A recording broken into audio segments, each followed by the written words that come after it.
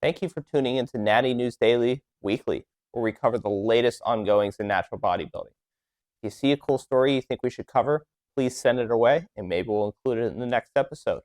And if you like what we're doing and would like to support us, please consider checking out one of our sponsors. Our sponsor, Core Nutritionals, for all your supplement needs.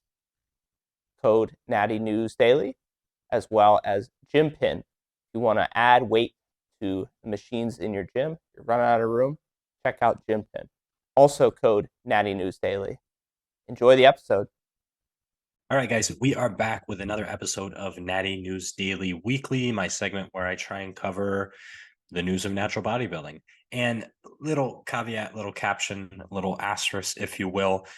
A lot of people, well, why didn't you cover this? Why didn't you cover that person? What about this? What about that? I'm one guy that works like 3 jobs and has a family, so give me a little bit of a break there. And when you got Leroy posting like 6 different times a day, it's hard to cover things that haven't been covered already. So that's what I'm trying to do. I'm not trying to like just hash out the same stuff that you're seeing on the IG feed. So if you are not already following the main Natty News Daily Instagram, follow that, because that is where we are posting athlete highlights multiple times a day, especially on big weekends like we just had, where we had multiple big shows going across, right? So Leroy's kind of cranking those out. If you want to see some contest photos, some highlights, some wins, things like that, go there. Here I'm trying to cover other aspects of the sport because there just is so much going on with the sport right now. If you're watching in the background, Benjamin Schuster, I get in the episode. Ridiculous, just a ridiculous athlete, right? And we're seeing it again time and time. The Europeans are just stepping up the natural bodybuilding level. I mean, it is a whole different breed over there, right? So Benjamin here winning the Evo Classic, huge show, very big show. Also going on to win his WNBF Pro card, which I mean, I think we should all assume, yes, like he is pro caliber. That is a very obvious thing. He's pro in multiple different federations. GMBF, I believe. Now WNBF has competed with the INBA, BNBA. Just a phenomenal freak of an athlete, right? Like that is crazy conditioning, crazy density, little black and white action there.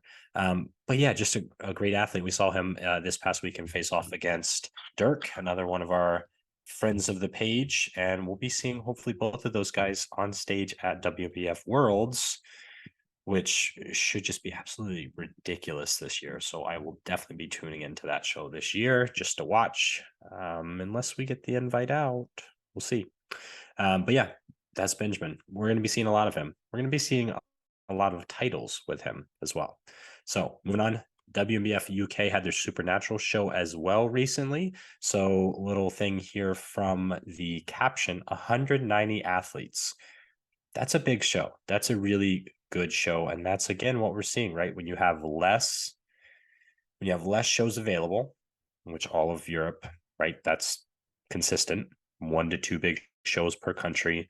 Still, easier maybe to travel in between countries there than it is from the US, but you don't have that many available options. It's not like the US where you have 5 shows being held in every state every weekend.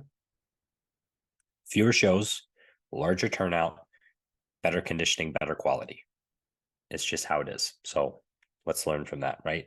Anyway, wanted to highlight Mr. Fullerton here because one, I'm just a fan of the physique. His physique. I know we don't cover physique as much as we should probably on this page, just because the 3 of us that run it are men's bodybuilders and classic physique enthusiasts. So obviously our biases show a little bit.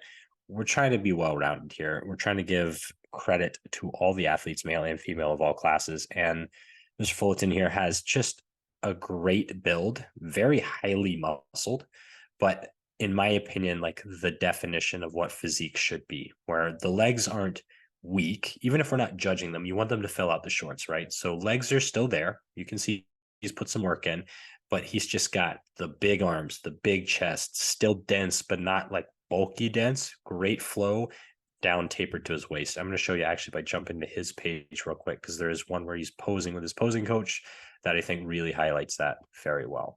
And that is this shot right here, right? That to me is physique. Just my opinion, right? Again, not overly conditioned, still has that like bubbly, full look to the chest and the delts, So you can see some slight striations across the delts, the abs, the obliques, they're all in there sharp, but not like the grainy, overly vascular look. Looks very, very well conditioned, but has that taper that comes all the way down to that thin, tight waist. And like I said, still filling out the shorts. So it's not like he's got some pencil legs. So just my opinion, right? Disagree, agree, comment, share, attack, whatever you want to do. Still in the theme of the WNBF UK, I wanted to point this out. There's a lot of contention in the WNBF about whether or not classic bodybuilding fits in natural bodybuilding. Now, obviously, I've competed in classic. Dan has competed in classic. We agree that there is a place and there is a difference in the look for sure. But it's interesting to see the UK pull out, instead of classic physique, calling it classic bodybuilding.